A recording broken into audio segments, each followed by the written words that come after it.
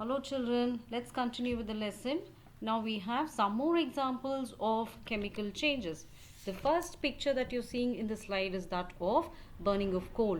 When we burn coal, what do we get? We get carbon dioxide and ash. Those are the two new products. Since these two new products that are formed are not, we are not able to get back your original coal after it is burned. Can we? No, it is not possible. Hence, this is supposed to be a permanent chemical change since I cannot get back my original reactant. Next, let's go on to the next one, which is called as heating of sugar.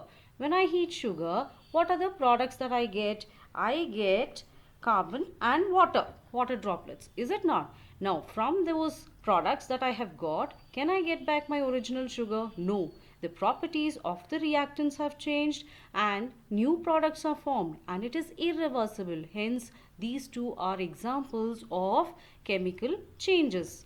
Then the next one is that of photosynthesis. What do you mean by photosynthesis, children?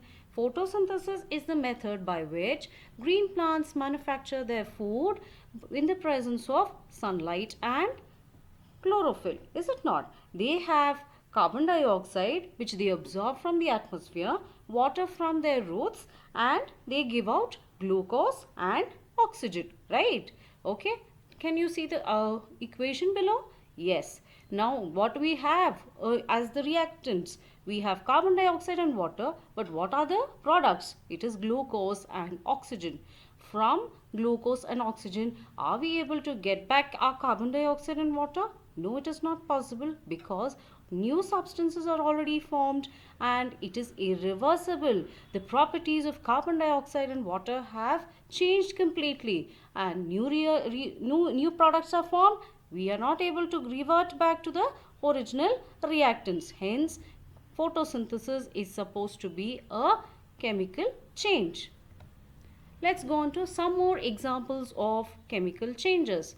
Respiration. Respiration takes place in each and every organism, in every cell for energy purpose, okay, which you will be learning in biology later.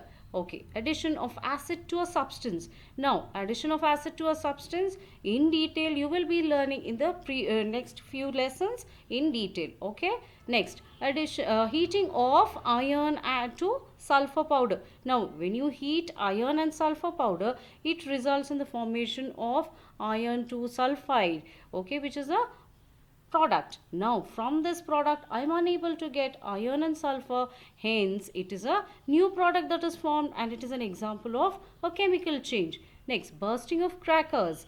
Bursting of fireworks and crackers. Do you get back any of those crackers and fireworks that you had earlier? It's not possible, is it not? Hence it is supposed to be a chemical change as a new product is being formed. Boiling of eggs. Yeah, once eggs are boiled, can you get back your original eggs? No, not possible because a new substance is formed and the original substance cannot be retained and we cannot revert back to the original substance. Hence, it is a chemical change. Fermentation. Where have you come across fermentation? Fermentation of idli and dosa batter. Is it not? Can you get back what idli and dosa batter was earlier? No, not possible. Hence, a new substance is formed and it is an example of a chemical change. Ripening of fruits. Once fruits are ripened, can they get back to their original raw form? Not possible, right? A new substance is formed. The new substance does not have any of those properties as the original substance. Hence, it is a chemical change. Now, burning of a matchstick. Once the matchstick is burned, what does it leave behind? The ashes. Can you get back your original matchstick? Not possible. Not at all. Hence, what is it? It is a chemical change. Rotting of eggs. Once eggs are rotten, can you eat them? No. Can you? Because they were not as earlier. Can you get back those earlier fresh eggs? Not possible because new substance is formed. Hence, this is supposed to be an example of a chemical change. Now, what do you mean by involvement of energy in physical and chemical changes? We had learned this earlier. Let's just recap once. Okay. Physical changes use energy to change the state of matter. Is it not? From one state of matter to the other. Next, we have chemical changes. When we are talking about chemical changes, they either absorb or release energy to change from one substance to another substance. Okay. Now, decomposition. In the decomposition reaction, you have energy being released. But when you're talking about the formation of a new substance, you find that there is energy being absorbed. Thank you. Let's move on to the next lesson. See you later. Bye-bye.